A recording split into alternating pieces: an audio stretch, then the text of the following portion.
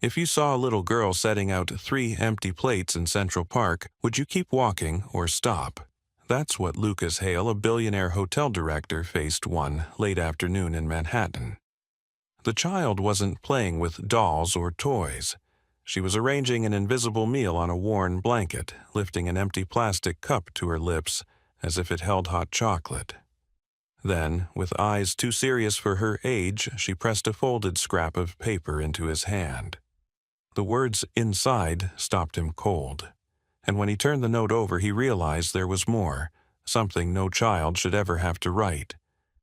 What would you do in his shoes? Let me know in the comments, because as this story unfolds, you'll see that this single note didn't just change a stranger's afternoon. It unraveled an entire life built on money, power, and silence. Lucas wasn't supposed to be in Central Park that day. He had left his office on Fifth Avenue after a grueling board meeting, one of those endless battles over profit margins and expansion charts. The driver had been waiting as always, but for reasons he couldn't explain, Lucas waved him off and decided to walk. It wasn't something he did often. Billionaires didn't usually stroll among chess players and street musicians, but he felt suffocated inside his glass tower. The sound of horns and the press of bodies along the sidewalks did nothing to clear his head. When he reached Bethesda Terrace, a quieter corner of the park, he finally exhaled only to freeze at the sight of the child. She couldn't have been more than 8. Her hair was tied back in a crooked ponytail. Her dress faded, but clean her shoes far too thin for the October chill. Spread before her were 3 plates, as if she were preparing a feast, but there was nothing on them. She moved an invisible fork from side to side, pausing now and then to pretend she was chewing. Lucas stood still, an onlooker caught between disbelief and a kind of raw ache he couldn't name. When their eyes met, she did not smile.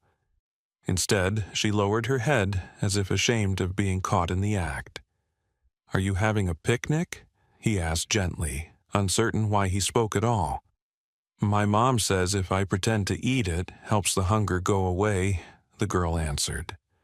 Her voice was steady, but the words carried a weight that sliced straight through him. Before Lucas could gather his thoughts, she reached into a small backpack, frayed at the seams, and pulled out a folded piece of paper. She held it out without ceremony, like she'd been waiting for anyone to take it. He opened it, slowly, the paper rough beneath his fingers. In shaky handwriting it read, "Please help. I'm tired of pretending. I'm really hungry." The message hit him like a punch to the chest. He looked at her again, really looked this time. Her cheeks were hollow, her hands too thin, her eyes far older than a child's should ever be. The silence between them stretched heavy with truths that needed no explanation. Lucas felt his throat tighten. He wanted to ask where her mother was, whether someone else was watching, but before he could, the girl spoke again.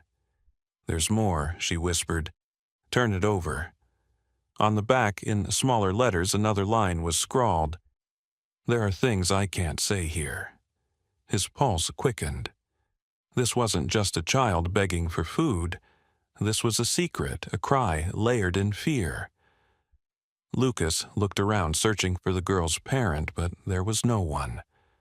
The park seemed oblivious, joggers passing an old couple feeding pigeons, tourists snapping photos. Life kept moving, indifferent to the little girl pretending to eat from empty plates. He knew he couldn't walk away. His first instinct was immediate action. He jogged toward a food vendor stationed along the mall and returned minutes later with a bag bulging with sandwiches, apples, and bottled water. When he placed the food in front of her, her eyes widened, but she didn't pounce. She ate, cautiously nibbling at the bread, setting pieces aside like a child trained to ration. Lucas felt a mix of relief and shame. Shame that someone like him, who managed hotels dripping with abundance, had to be shown what hunger really looked like by a girl on a blanket. As she ate, she told him her name was Maya. Her mother, Elena, was out searching for work. At night, they slept in an old Corolla parked near Riverside Drive. It wasn't safe, but it was all they had left after her mother lost her job. Lucas asked what kind of work her mom used to do, and Maya's eyes flickered with pride. She made hotel rooms smell like oranges, she said. She used to bring home little soaps when there were extras. The detail lodged itself in his mind. He ran a chain of hotels that boasted marble lobbies and rooftop lounges. Yet this woman's work, invisible and undervalued, had kept guests comfortable while she now lived in a car. The weight of the note pressed in his pocket the plea of a hungry child who no longer wanted to pretend. And yet it was that hidden second line, the one warning that there was more to reveal, that haunted him most. Lucas didn't know it yet, but he had stepped into a story far larger than a single act of charity. The plates may have been empty, but they carried a truth capable of overturning everything he thought he knew about wealth, family, and the real cost of turning away. That night, long after the park had emptied and the hum of the city softened into the background, Lucas sat alone in his Upper West Side apartment, staring out at the skyline. The city glittered alive with its endless neon pulse, yet he felt none of it. His penthouse was spotless, polished marble floors, leather-bound books stacked neatly on shelves, and the quiet hum of the refrigerator, the only reminder that he wasn't imagining the silence. It was a silence that had followed him his entire adult life. His mother had passed away when he was a teenager, his father had drowned himself in business, and Lucas had been raised more by boardrooms than by love. He had built himself into the kind of man who commanded attention the second he walked into a room.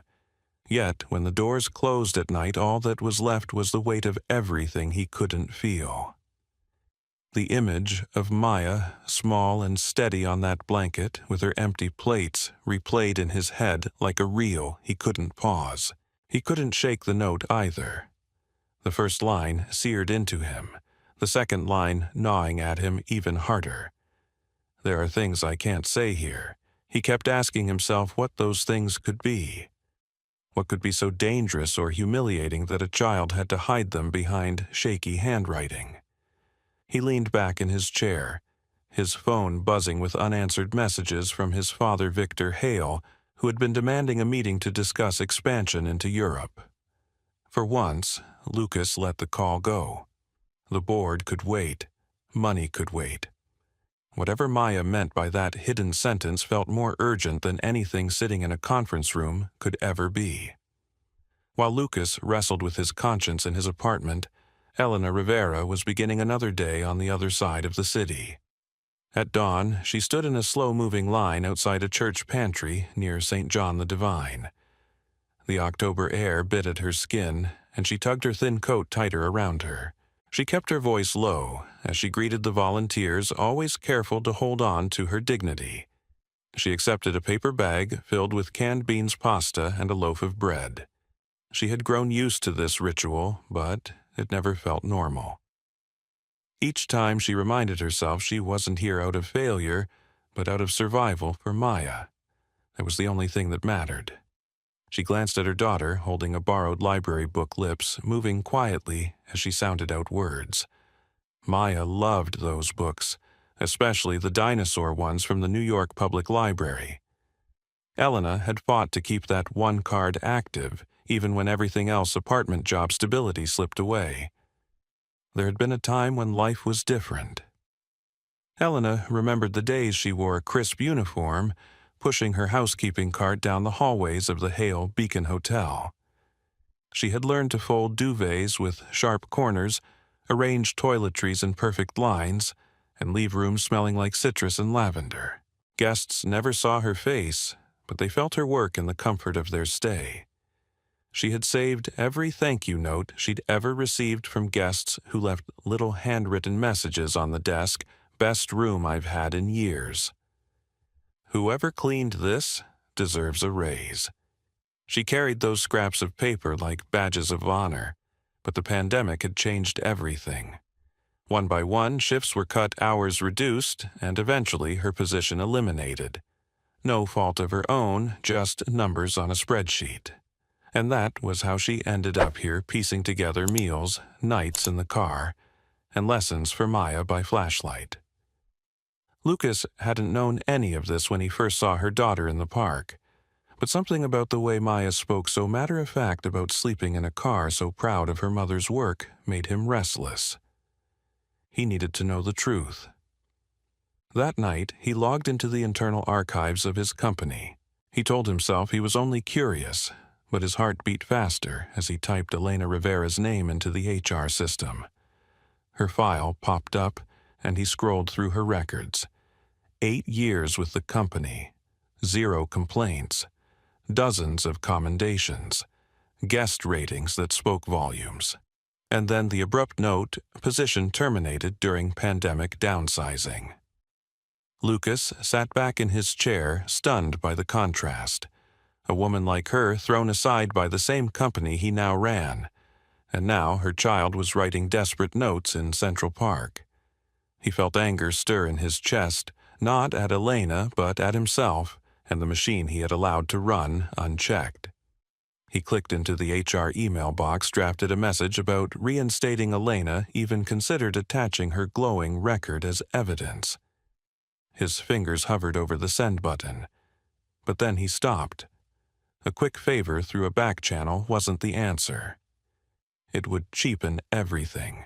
She deserved to walk through the front door on her own merit, not as an act of pity passed down from the corner office. He deleted the draft, closed the laptop, and pressed his palms against his face. This wasn't about a single woman and her daughter. This was about a system he had ignored for far too long. Meanwhile, Elena sat in the back seat of the Corolla, the city lights spilling through the windows, as Maya leaned against her shoulder, still reading. She brushed her daughter's hair back, whispering encouragement, promising that things would turn around. She didn't know how, but she had to believe it. For all the exhaustion in her bones, for all the nights she went without eating, so Maya could have a little more. Elena never let her daughter see her falter. She told stories sometimes of the hotel, sometimes of their old apartment, sometimes just little fables she made up on the spot. Hope, even when thin, was the only currency she had left to give. Back in his apartment, Lucas picked up the note again. He traced the lines with his finger, imagining the courage it had taken for Maya to hand it to him. A billionaire, a stranger, someone who could have brushed her aside. Yet she had looked him in the eye and trusted him with her secret. That was not something he could forget. He set the note down on his desk, stared at it a long time, and whispered into the silence of the room. Tomorrow I'll find her again. For the first time in years, he felt like he had something real to do, something that mattered. Lucas found Maya again 2 days later, this time near Riverside Park South. The autumn wind cut sharp off the Hudson, scattering leaves across the pavement. She was waiting in the same spot, sitting cross-legged on the bench, her backpack clutched tightly. When he approached, she didn't look surprised. It was as if she knew he would come back. She gave him a cautious smile, but her eyes searched his face for something more than food. Trust, maybe. Belief that he wasn't just another passerby who had seen her for a moment and then moved on. "Is your mom here?" Lucas asked, his voice softer than usual. Maya nodded toward the path. A woman emerged from the shadows, coat zipped high chin set in the way people do when they're tired of being pitied. Elena Rivera. Lucas recognized her immediately, not just from the HR file, but from the quiet dignity she carried. She stopped a few feet away, her gaze steady and guarded. Maya scrambled off the bench and took her mother's hand as if to anchor the two worlds colliding before her eyes. "You gave my daughter food," Elena said, her tone even but edged, "and I need to thank you. But I also need to know why." Lucas hesitated. He had prepared for this, but no words felt adequate. "Because no child should have to pretend they're eating when they're starving," he said simply. "And because I believe you deserve a chance to work again. At my company. Fairly, not as charity. Elena's eyes narrowed. People don't offer jobs to strangers in parks, especially not men like you. She wasn't wrong. He could feel the mistrust rolling off her, the instinct to shield her daughter from false hope. For a moment he thought she might walk away then and there. But Maya tugged on her sleeve. He read the note, Mama. He really read it. The silence stretched. Then slowly, Elena gave a short nod. We'll talk, but not here. That night, Lucas arranged to meet them at a community center on the west side. It was neutral ground, a place Elena trusted. He came without an entourage, without a suit, dressed in plain clothes that made him look less like a man who owned towers of glass, and more like someone who might belong in a crowded rec room with flickering fluorescent lights. They sat at a long table, the smell of chili simmering in the kitchen filling the air. Elena spoke first. You said you can offer me a chance. I don't want charity. I don't want a favor because my daughter embarrassed me in a park. I want to earn my way back. If you can't give me that, we have nothing else to talk about. Lucas leaned forward, hands clasped. I can. There's a job fair at the Hale Midtown next week. You'll interview with the same managers as everyone else. No shortcuts, no back doors. I won't interfere, but I will make sure you're considered like any qualified applicant. That's all I can promise. For the first time, Elena's expression softened just a fraction. That's all I want. The next week she walked into the hotel lobby with shoulders squared, Maya waiting outside with a volunteer. Elena sat through the interviews, answered every question with precision, demonstrated the same skills she had honed for years. When she left, she carried herself with quiet pride. Later that day, the managers confirmed what Lucas already knew: she was the most capable candidate in the room. When Lucas heard the news, he felt something shift inside him. It wasn't just about Elena. It was about the dozens of names still buried in the HR archives people tossed aside because of a pandemic reduced to numbers in a ledger.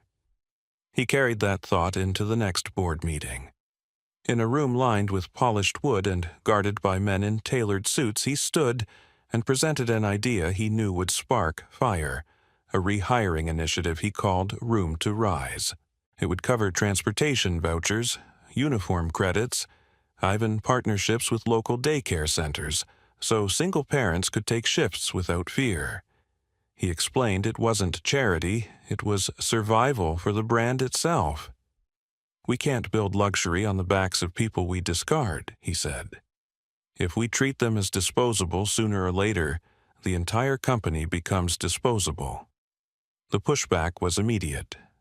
Words like mission drift and publicity stunt flew across the table. Someone muttered about PR nightmares if it failed. Lucas stood his ground. What's a greater PR nightmare, he asked, that we tried to help our own people, or that a child has to beg strangers in a park because her mother used to clean our rooms? The room went quiet, but not for long. Then his father spoke. Victor Hale, silver hair, perfectly in place, voice as cold as stone. Sentiment doesn't keep lights on, numbers do. If you want to run a charity, step down and join one. Lucas met his father's eyes, the weight of decades pressing between them. He thought of Maya's note, of Elena's pride, of the silence in his own penthouse. This isn't sentiment, he said firmly. It's strategy with a soul. And if you can't see, that maybe you've forgotten what kept those lights on in the first place. The tension thickened, but Lucas didn't back down. Instead of forcing the board's hand, he made a decision right there. I'll pilot the program myself. 90 days, I'll fund it personally if I have to. If it works, we expand. If not, I'll own the loss. That night, Elena received a call from the hotel. She had passed every step. They were ready to offer her a contract. But when she sat across from Lucas the next day, her face set hard. I need to know something, she said. Did you make this happen? Did they give me this job because of you?" Lucas shook his head. "No, they gave it to you because you earned it. Because you were better than anyone else in that room." But Elena's eyes lingered on him, suspicion still there. She exhaled the sound, carrying both relief and frustration. "If I find out this was pity, I'll walk away. Maya and I have survived without anyone before. We'll do it again if we have to." Lucas felt the weight of her words, but he welcomed them. Dignity mattered more than gratitude. He nodded, then let the work prove it. And so, the woman who once left rooms smelling of oranges walked back into a hotel as an employee again. Not through pity, not through a secret favor, but through the strength of her own hands. What she didn't know, what she couldn't have known yet, was how her refusal to be anyone's charity case would end up moving more than just her own life. It would force an empire to reckon with its soul. Elena's first weeks back at the hotel were nothing like the years she had spent before. This time, she walked in not as just another housekeeper, but as a woman with her head lifted high, carrying both the scars of what she had endured and the determination to prove herself again. She scrubbed floors, folded linens, checked every corner of a room with the same precision she always had, but now each shift felt like a statement. She wasn't there out of pity. She wasn't someone's project. She was there because she belonged. Lucas kept his distance at first. He wanted her to find her footing without the shadow of his presence. But one evening they met again, not in the polished halls of the hotel, but at a community center on West 86th Street. The air smelled of chili and cornbread, the kind of meal that lingered in the air and made people feel at home. They sat at a long table with plastic chairs, Maya curled up at the end with a library book. Lucas spoke quietly, admitting what he had carried for weeks.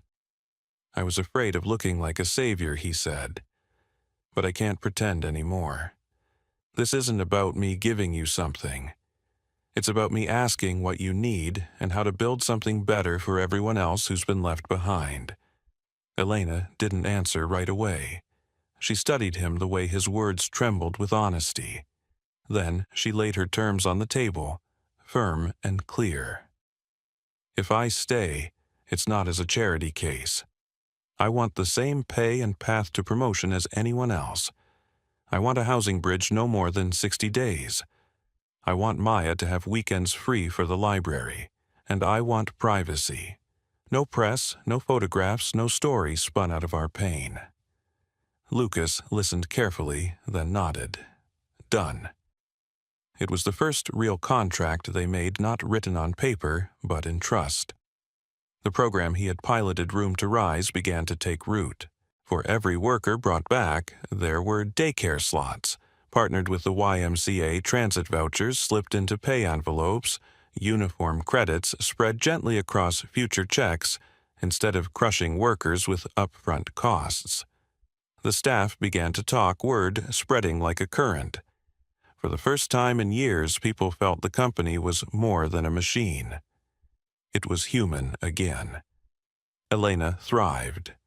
She trained new hires, showed them tricks she had once been proud to keep to herself, how to fold a sheet in half in one swift motion, how to use scent not just to clean, but to comfort.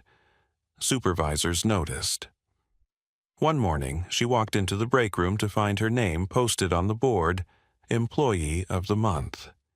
She smiled, not because of the title, but because Maya would see it. Meanwhile, Lucas found himself visiting the hotel floor more often. He watched her lead with quiet authority, saw the way other workers looked at her with respect. He began to realize that leadership wasn't about making speeches in boardrooms, but about showing up in hallways, in laundry rooms, in the corners where real work happened. Even Victor, his father, was forced to notice. One morning, Victor visited a pilot property at dawn. He found himself standing in a break room staring at a bulletin board, pinned with not just schedules but handwritten notes, wins of the week. Among them was a simple card, Elna got an apartment key. The old man said nothing, but for the first time in years, He paused long enough to read. At home, life began to change for Maya and Elena in ways that couldn't be measured in numbers. Maya slept through the night without waking at every siren. She spread out her homework on a real desk instead of balancing it on her knees. Elena bought her a small second-hand ukulele for her birthday, and Maya sat on the floor strumming the strings, her voice shaky but strong, as she sang, "You Are My Sunshine." Lucas had been there that evening, sitting in the corner, his eyes glistening in the dim light. It was a sound that reminded him of something he had never known growing up, what it meant to feel safe. One afternoon, a burst pipe flooded half a floor at the Midtown property. Panic rippled through the staff as a VIP suite faced disaster. But Elena didn't flinch. She organized the crew, redirected the water flow, and had the rooms protected before management even arrived.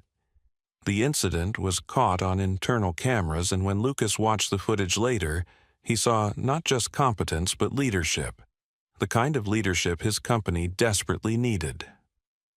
That night, when Elena returned home, Maya handed her a drawing.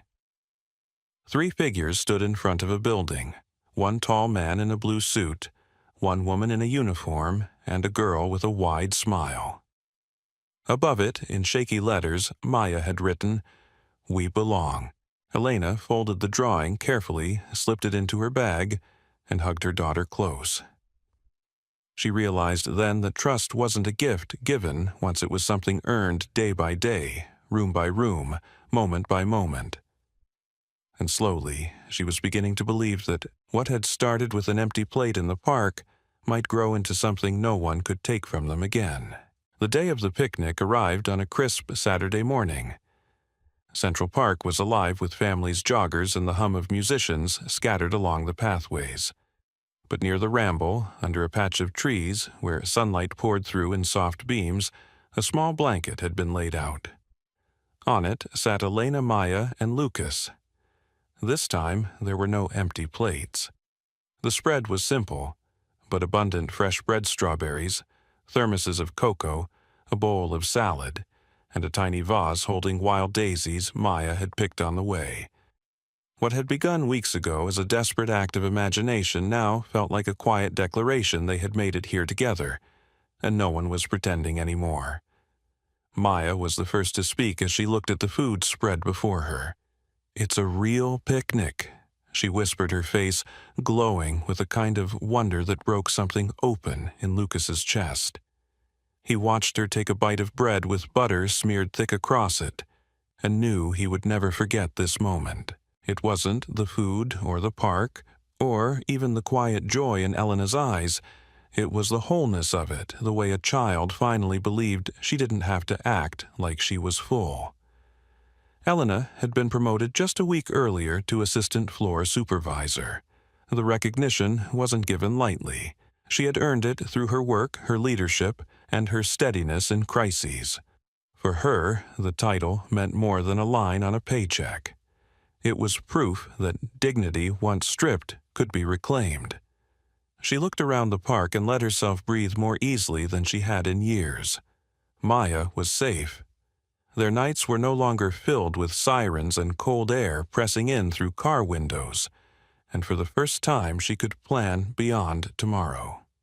Lucas sat with them no longer as the outsider who had stumbled upon a child with empty plates, but as someone woven into their story. He had argued with his father faced down the board and staked his reputation on something that could easily have failed. Yet, sitting there, sharing fruit and laughter, he knew he hadn't lost anything worth keeping. The company had expanded the Room to Rise program quietly across properties. There was no press release, no ribbon cutting, just a simple memo that made room for more stories like Elena's. Staff began to whisper about how things felt different, lighter, more human. And in that shift, Lucas found a sense of purpose stronger than any merger or expansion ever could have given him. That afternoon, Maya pulled out a notebook she carried everywhere. She had begun to fill it with drawings of the life she was rebuilding with her mother. On one page was their new apartment with a desk for homework. On another, dinosaurs from the American Museum of Natural History. She had finally visited, her face pressed against the glass in awe. And now she added a new page, a drawing of the three of them at the picnic, a basket in the middle, food on every plate, and the words, "Thank you," written in shaky letters along the bottom. She hesitated for a moment, then added something else, a fourth plate. When Lucas asked about it, she said, "That's for whoever needs it next. There's always someone." Elena touched her daughter's shoulder, pride shining in her eyes. For all she had taught Maya about survival, Maya was now teaching her about generosity. Lucas looked at the drawing and felt a quiet promise form inside him. This wasn't just about fixing one family's life. It was about changing how his company, and maybe even himself, saw responsibility. Later that week, at a rooftop garden, one of the hotels had opened for staff families gathered for a potluck. There were dishes from every corner of the world, rice and beans, empanadas, dumplings, and apple pies. Children chased each other under strings of lights while parents traded recipes and stories. Elena brought her homemade tortillas, and Maya played a clumsy tune on her ukulele. Lucas stood back watching the scene with a kind of awe. These weren't statistics or labor costs or line items on a quarterly report. They were people, flesh and bone, laughter and sacrifice, each carrying stories too important to be reduced to numbers. Victor came too, though no one had expected it. He arrived quietly, leaning on a cane, his sharp eyes taking in the scene. He didn't speak much, but later, when he and Lucas stood apart, he handed his son a photograph. It was of a motel from 1978, the first Hale property, with a note scribbled on the back. "Someone gave me a chance when I had nothing. Don't forget that." Lucas slipped the photo into his pocket. His father's silence more meaningful than any speech could have been. As night fell on Central Park after the picnic, Maya leaned against her mother's side, tired but smiling. "Do you think we'll always have this?" she asked softly. Elena brushed her hair back. "Not always easy," she said, "but always ours." Lucas watched them, his chest tight with something he hadn't felt in years. He realized the story hadn't been about him saving anyone. If anything, Maya and Elena had saved him from the emptiness of a life measured only by profit, from the quiet that comes when success has no soul. What had begun with 3 empty plates had become a reminder that love, dignity, and courage could rebuild even the most fractured lives. The next morning, Lucas woke before dawn and walked through the city streets alone. He carried Maya's drawing folded in his pocket. When he reached the steps of the hotel, he stopped and looked up at the towering building that bore his family's name.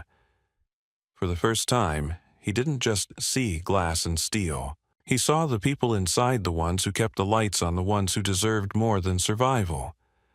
He smiled faintly, touched the folded drawing once more, and whispered to himself, "No more empty plates." And with that, a man who once thought he had everything finally understood what it meant to come home. The story of Elena, Maya, and Lucas was never about wealth or poverty alone.